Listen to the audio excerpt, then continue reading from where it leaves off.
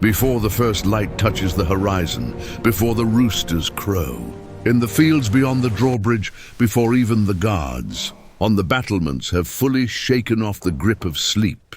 The castle is already alive, not with warmth, not with comfort, but with work, with cold, with the kind of darkness that modern people have entirely forgotten how to fear. Close your eyes for a moment and picture it. The year is 1240. You are standing in the great stone courtyard of an English castle, something like Rochester or Dover or the grim fortress of Kenilworth. Rising out of the Warwickshire countryside, the walls around you are 3 to 4 feet thick. Some reach 12 feet of solid limestone. They do not keep the cold out, they hold it in. Stone, you see, Steady is a now, magnificent lads. No conductor dawdling. of chill. Eyes On a forward. winter Present the morning in platters with 13th care. century England, the temperature inside a castle could feel colder than standing outside in the open air. The sky above the courtyard is charcoal grey. There is no glass in most of the windows, only narrow slits, carved into the stone, designed not to let light in, but to keep arrows out, what little air enters. Through those slits carries with it the smell of the surrounding moat. Stagnant water, mud, human waste, decomposing vegetation. This is the first breath you take every single morning. On the ground floor of the great keep, the lowest-ranking servants are already stirring. They sleep on beds of straw spread across the stone floor, wrapped in rough wool blankets. If they are fortunate enough to have them, some share. A single blanket between two people, the straw beneath, is not clean, it is changed infrequently, and it has absorbed weeks of spilled food, animal droppings, and the sweat of human bodies. The castle floors at this level are shared with dogs, sometimes, with pigs, occasionally with livestock brought inside. During harsh weather, the smell is something that no modern nose could fully prepare for.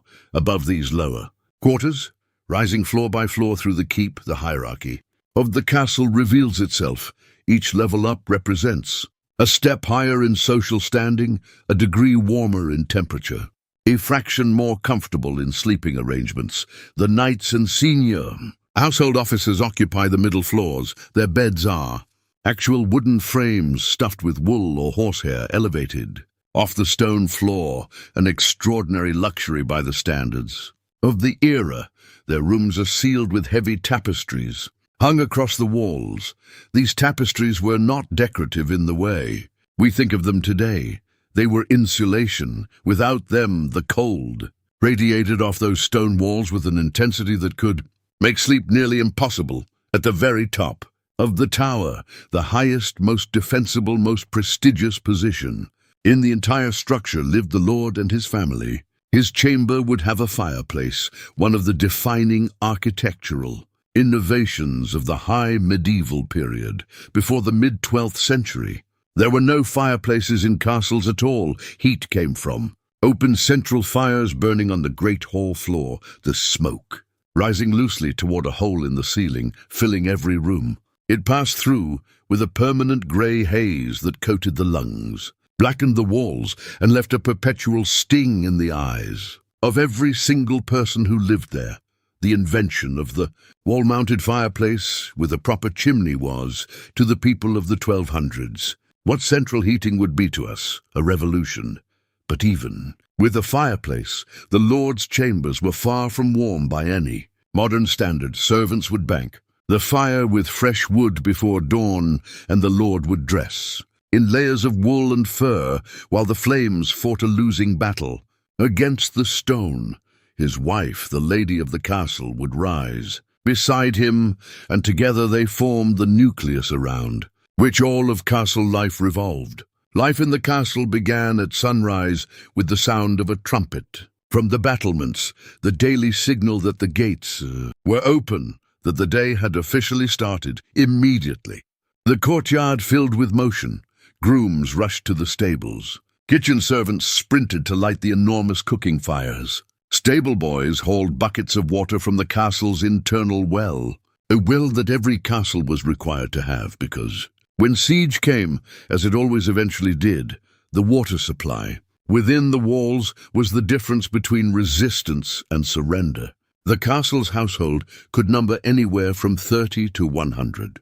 and 50 people on a normal day when the lord was in residence. And lords were constantly moving between multiple properties, bringing their entire household with them, including their beds, linens, tapestries, and tableware. The numbers swelled even further. Every single one of those people needed to be housed, fed, and put to work. Children worked in these castles too, not just the children of servants, but the sons and daughters of other noble families sent away as early as age 7 to learn courtly manners and household management in someone else's castle. They were pages and damsels, the lowest rung of the noble social ladder. Their medieval conduct books instructed them in meticulous, sometimes darkly comic detail. Do not blow your nose on the tablecloth.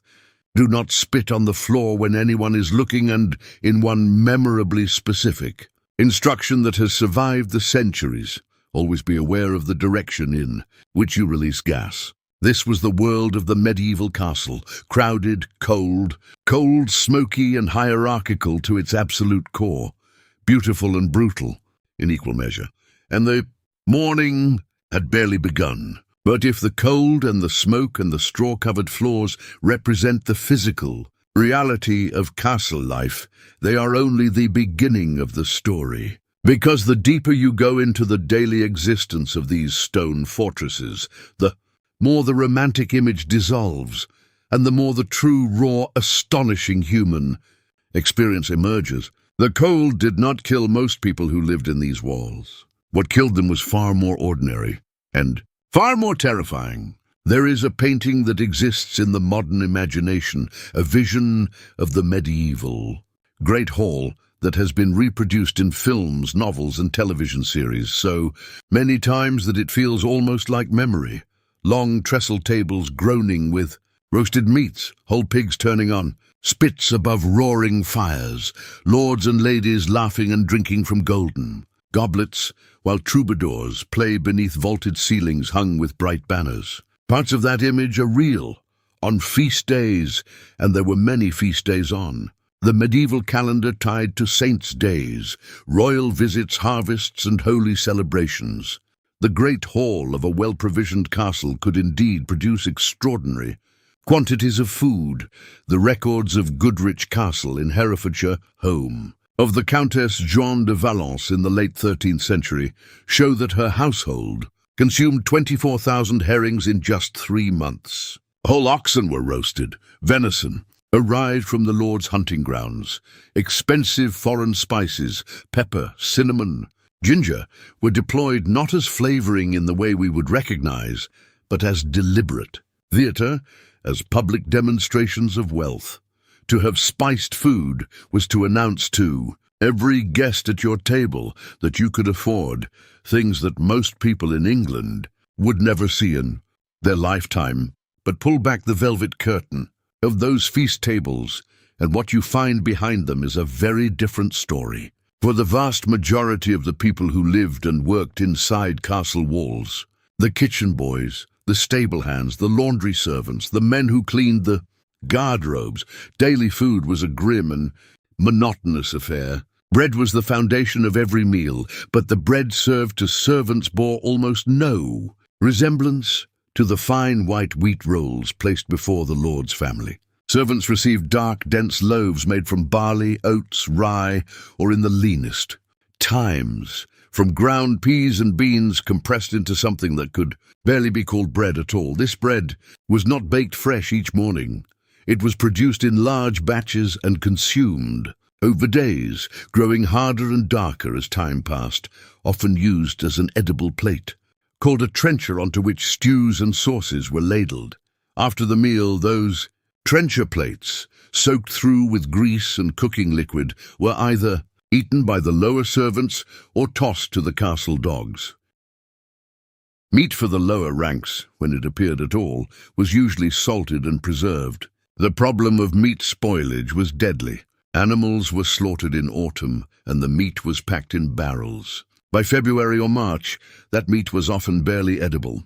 The strong, spiced sauces were not an expression of sophisticated taste. They were a practical necessity. There was also the matter of drink. Water in medieval England was genuinely dangerous. People knew drinking untreated water. The solution was ale, a weak, lightly fermented beverage from grain. It was consumed by everyone. Children drank it, elderly servants drank it, knights drank it with breakfast. It killed bacteria. Women in the castle brewed this ale. If supplies ran short, the castle had to wait. Burghausen recorded the consumption of 1,000 buckets of beer and wine. This was survival. There was another horror, the rats. They were everywhere in the medieval world. They contaminated food supplies at a catastrophic rate and chewed grain. They died inside the walls and rotted, adding to the smell of the building. They carried fleas. That catastrophe, the Black Death, was in the future for the 1200s. The threat from food was immediate: dysentery, food poisoning, and risk. Children were vulnerable. Infant mortality rates were high, even in noble families. Records show child deaths. And yet, life went on. People ate their bread and drank ale. On feast days, cooking fires roared, producing dishes of genuine artistry. Entertainment was live. Minstrels, acrobats, and jesters performed in the Great Hall. King Henry II had a jester. Medieval people had not lost their sense of humor.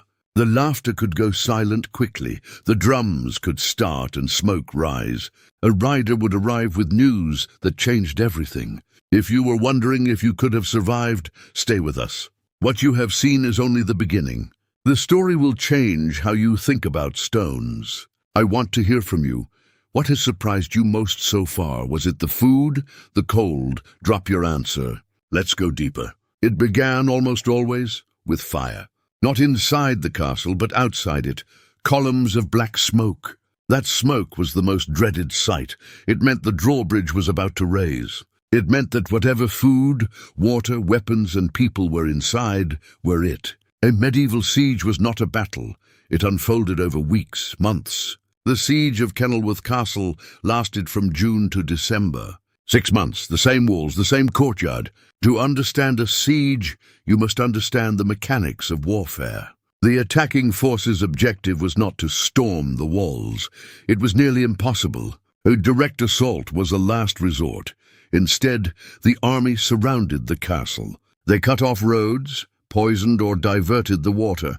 They burned crops and killed the livestock, and then they brought. The trebuchet was the most terrifying weapon, a massive throwing machine. A large trebuchet could fire a stone weighing over a metric ton. It could demolish walls. During the siege of Dover, the trebuchet was used on English soil. But the trebuchet did not only launch stones. In the grim calculus of medieval psychological warfare, it was also used to launch things, designed not to break walls but to break the spirits and the bodies of the people huddled behind them. Diseased animal carcasses were loaded into the sling and hurled over the battlements, landing in the courtyard to contaminate the water supply and spread infection. Severed human limbs were sometimes used. Barrels of burning tar created fire hazards inside the walls that stretched the already exhausted defenders to their limits. The response from within the castle walls was fierce. Crossbowmen and longbowmen fired through narrow stone loops in the walls and from behind the crenellated battlements at the top. The crossbow in particular was a weapon that the medieval church had at various points tried to ban from Christian warfare, not out of squeamishness, but because it required almost no training to operate at lethal effect, which seemed to the nobility to be fundamentally unfair. A peasant with a crossbow could kill a knight who had spent 20 years learning to fight. This offended the medieval sense of martial hierarchy deeply. The church's prohibition was, predictably, largely ignored. Inside the besieged castle, the first thing to go was the sense of normalcy. The Great Hall, which in peacetime was the center of social life, became a military headquarters and increasingly a hospital. The wounded were laid on tables.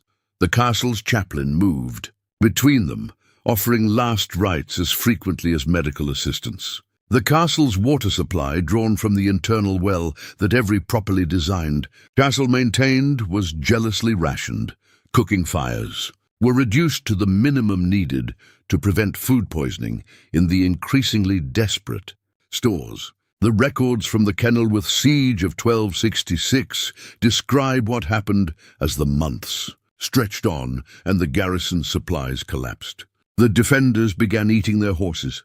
When the horses were gone, they ate the dogs. When the dogs were gone, they ate cats. When the cats were gone, they boiled their leather belts and straps to extract whatever nutrition the material might contain. They finally surrendered in December, not to the enemy's weapons, but to starvation and the diseases that spread through a population weakened by months of hunger and stress. But there was another enemy operating within the castle walls during a siege, one that no amount of military preparation could fully address, and it was an enemy that lived invisibly among the defenders themselves. You have watched everything that has come before: the cold stone corridors, the smoky great hall, the rationed food, the exhausted soldiers on the battlements. You have stayed through it all. I want to take a moment to say something directly to you. Thank you, genuinely.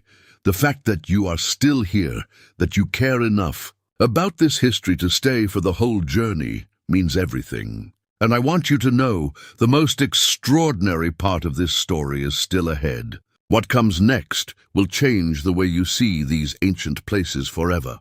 Stay with us. There is a room that exists in virtually every medieval castle, and it is the room that no tour guide lingers in, no romantic novel describes, and no film ever bothers to show. It projects slightly outward from the castle wall, usually positioned at a corner of the structure. On the colder northern side of the building, it is a small stone chamber, perhaps 4 feet by 3 feet. Inside, there is a wooden plank supported on stone ledges. In the plank, there is a hole. Beneath the hole, there is a shaft cut through the wall, opening to the outside, sometimes into the moat below, sometimes onto the open ground at the base of the wall. This was the garderobe, the medieval toilet. Every single person in the castle used it. The lord and lady had their own, attached to their private chambers. The knights and officers shared larger communal facilities on the upper floors. The servants at the lower levels used whatever was available or made do outside. The waste from the garderobes dropped down through their stone shafts and accumulated at the base of the wall, in the moat, or against the outer stonework, there for all to see, and considerably more importantly, for all to smell. It was not removed on any regular schedule. It accumulated. It froze in winter. It liquefied and ran in summer.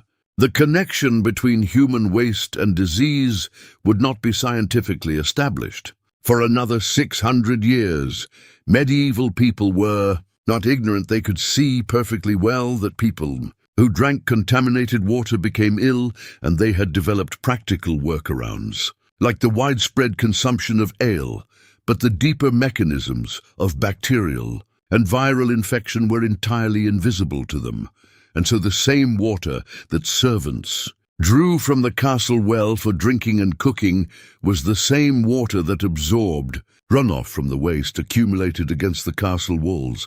The same hands that handled food in the kitchen were the same hands that had touched surfaces throughout a building, shared with dozens of animals and hundreds of people living at very close quarters. Dysentery was the great killer of medieval castle life. Not plague, not war wounds, not even starvation, though all of those claimed their share. Dysentery, caused by bacterial contamination of food and water, struck at every level of society with democratic indifference. King John of England died of dysentery at Newark Castle in October 1216. One of the most powerful men in the world, brought low by contaminated food during a military campaign. King Louis VIII of France died of the same disease during a siege in 1226. King Henry V of England, the conqueror of Agincourt, and arguably the most militarily successful English king of the entire medieval period, died of dysentery at the age of 35 in 1422. If it could kill kings, surrounded by the best physicians and the finest food their age could provide, consider what it did to the servants, sleeping on straw in the castle's lower halls. The medieval physician and every significant castle would have access to some form of medical practitioner, was a figure of genuine dedication and almost total helplessness. When it came to infectious disease, their theoretical framework was the ancient system of the four humours: blood, phlegm, yellow bile and black bile, and the idea that illness was caused by an imbalance between them. The treatment for most fevers and infections was bloodletting, a procedure in which a vein in the arm or neck was opened and a measured quantity of blood was drained away, on the theory that reducing the excess blood in the body would restore balance. In reality, bloodletting weakened already sick patients, sometimes fatally. Herbal medicine was also widely practiced, and here the medieval physician occasionally stumbled into genuine efficacy. Many plants used in medieval treatments, including willow bark, which contains the compound that we now synthesize as aspirin, have been validated by modern research. But alongside these legitimate treatments were remedies that ranged from useless to actively dangerous. Henbane, a plant found in the gardens of multiple excavated castle sites, was used to treat pain and had genuine narcotic properties. But its dosage margin between therapeutic and lethal was so narrow that it killed as often as it helped. Prayer was prescribed alongside every physical treatment as a matter of course. For women in the castle, illness brought a particular additional layer of suffering. Menstruation was surrounded by social taboos of extraordinary intensity. Medieval clerics taught that even looking at a menstruating woman could poison a newborn child. Plants used to manage the pain of menstruation and female gynecological conditions have been found at multiple archaeological castle sites, including rare medicinal plants like wild sage and henbane at Rutland Castle in Wales. These finds tell a quiet story of women managing their health in secret within the brutal social constraints of a world that regarded childbirth was the most dangerous moment in any medieval woman's life, noble or servant. Infections following delivery, what we would now recognize as puerperal fever, caused by the same bacterial contamination that ran through every surface of the castle, killed women at catastrophic rates. Even Eleanor of Aquitaine, one of the most powerful women in the medieval world, queens simultaneously of France and England, lost multiple children before or shortly after birth. In a castle household, it was not uncommon for a child to lose their mother before the age of 5 and to have a stepmother installed before the age of 10. Rats ran through it all. They ran through the grain stores and the kitchens and the great hall and the stables and the dungeons. They carried fleas. Those fleas carried in their tiny bodies the bacterium Yersinia pestis, the organism responsible for bubonic plague. In the 1240s, when the men and women of our story were living their daily lives in these stone castles, plague was still a distant threat, burning somewhere in the steppes of Central Asia, being carried westward by trade routes and military campaigns. They did not know it was coming. They had no way to know. But when it arrived, in 1347, in the holds of Genoese trading ships fleeing a besieged city on the Black Sea, it would kill between 1/3 and 1/2 of the entire population of Europe, and it would do so in weeks. The medieval castle was not just a military fortress and an aristocratic home. It was an ecosystem, a confined, densely populated, biologically complex environment in which life and death competed in very close quarters. The people who lived there understood this in their own terms better than we might imagine. They were not passive victims of a world they did not understand. They were active, resourceful, often remarkably creative in their responses to challenges that would have ended a less resilient civilization entirely. But understanding the physical reality of disease, filth, and death in the medieval castle leads inevitably to the final question, the one that sits at the very heart of why these buildings were built, why they fell, and what they ultimately meant: power, and the very human tendency to throw it all away. No castle ever fell from the outside alone. Walk through the ruins of any great medieval fortress today, Rochester, Kenilworth, Dover, Chepstow, and the stones will tell you about walls battered by trebuchets and towers undermined by tunneling armies. But the deeper history, the history written in the letters and chronicles and court records of the 13th century, tells a different and more human story.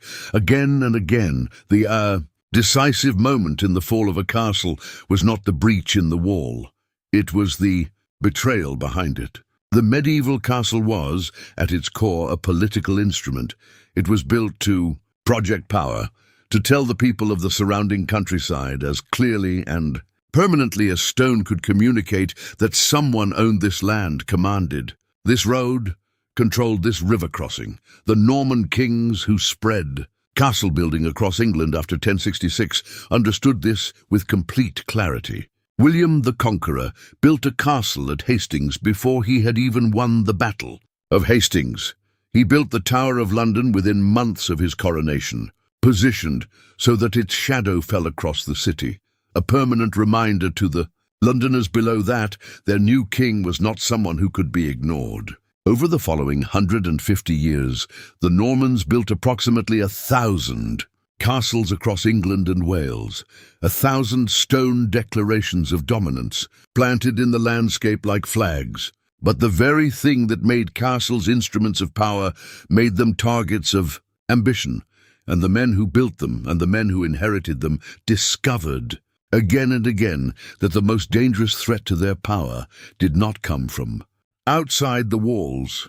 It came from within. Consider the story of the great siege of Rochester Castle in 1215.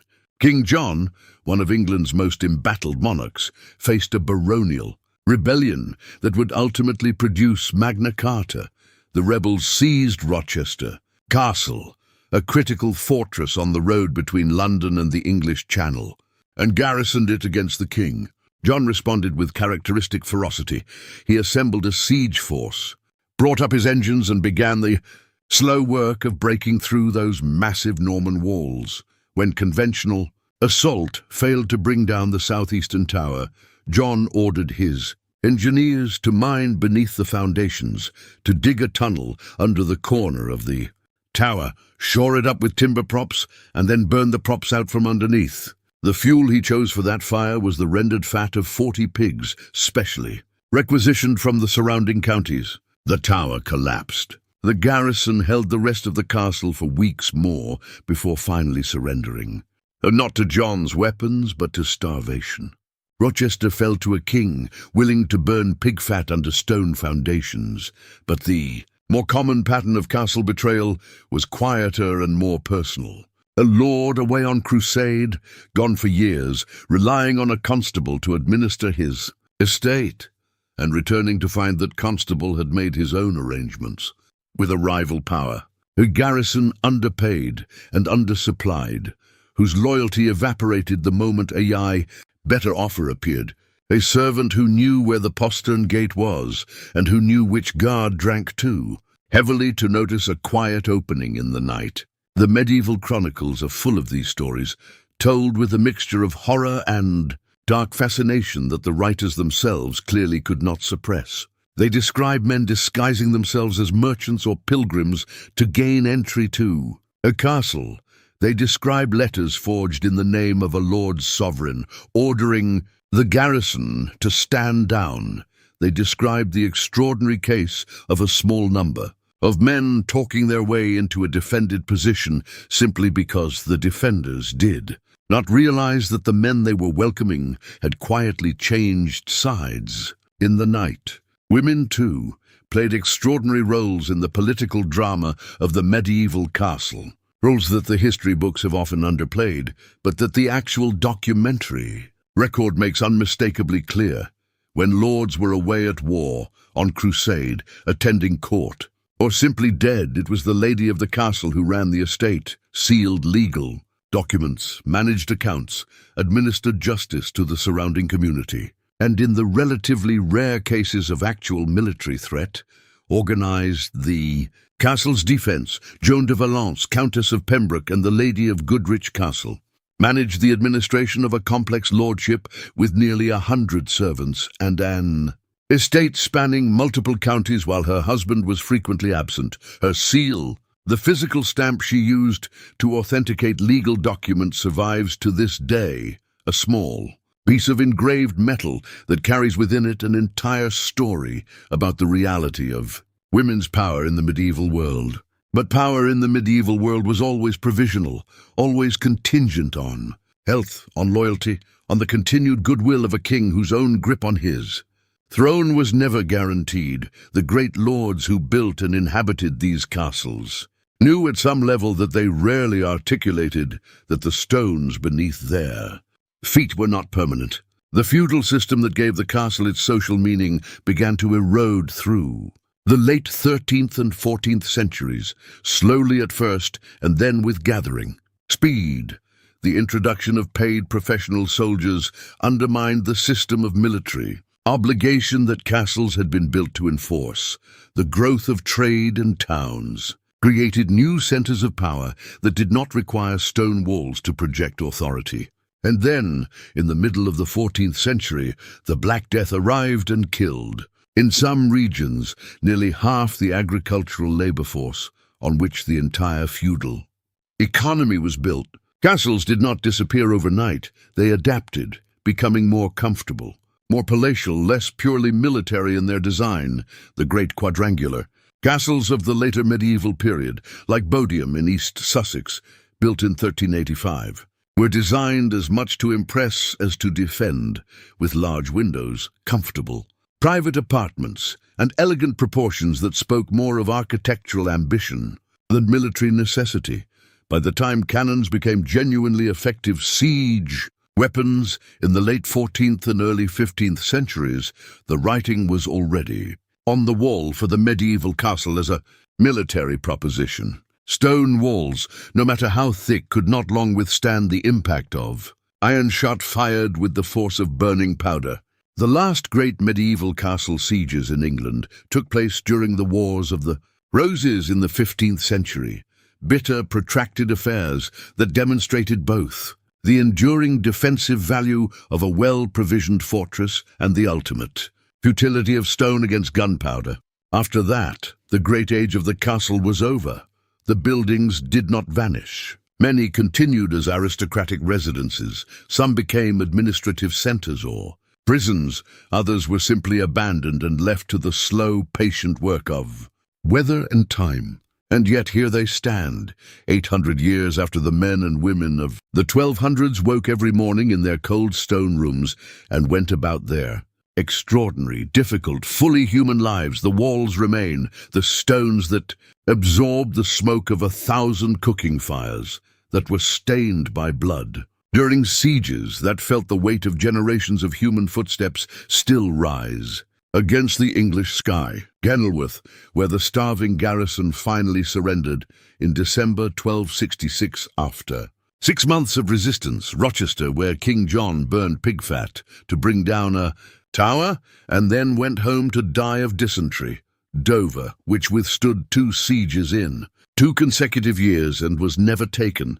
These are not monuments to power. They are monuments to human stubbornness, to the sheer bloody-minded refusal of people to simply give in. Stand in the ruins of one of these castles on a grey winter morning, and you will feel it, that cold that comes off the stone and into your bones, that faint smell that no amount of time has completely erased, that particular quality of silence that exists inside very thick walls. The people who lived there are gone. The lords and their ladies, the servants and the soldiers, the children working as pages and the gong farmers who cleaned the garderobes, all of them gone. But their world survives in these stones, in the records they left behind, in the story that we have just told. Together, history is not a collection of dates and names. It is the accumulated weight of real human experience, cold mornings and bad bread and terrifying sieges and the small, daily heroism of people simply continuing to live when everything around them was trying to prevent it. Those people were not so different from us. They loved, argued, mourned, celebrated, feared, and hoped within the same stone walls that we now walk through on our afternoon visits. They were people, and their story deserves to be told. Now, I want to hear from you. What was the moment in this video that hit? You hardest? Was it the reality of the siege, the disease and the death, the betrayal and the politics? Or was it something quieter? The cold of those rooms, the bread made from peas, the children learning not to blow their nose on the tablecloth? Tell me in the comments. Every single answer you leave there is a continuation of this conversation about history, and those conversations are what keep this channel alive. If you found value in this journey through the hidden horrors of the medieval castle, please consider subscribing. Every new subscriber makes it possible to go deeper into history, to find the stories that have been buried, the voices that have been silenced, the truths that have been softened by centuries of romance and myth. There is so much more to explore. And speaking of exploring, in our next video, we are going to leave these English stones behind and travel to a world even more extreme, even more brutal, and in many ways even more astonishing. We are going to examine what daily life was actually like for the men who went on the Crusades, not the noble knights of the legend, but the real soldiers, the real pilgrims, the real people who walked thousands of miles into an unfamiliar world and discovered something that changed Europe forever. That story is coming, and you do not want to miss it.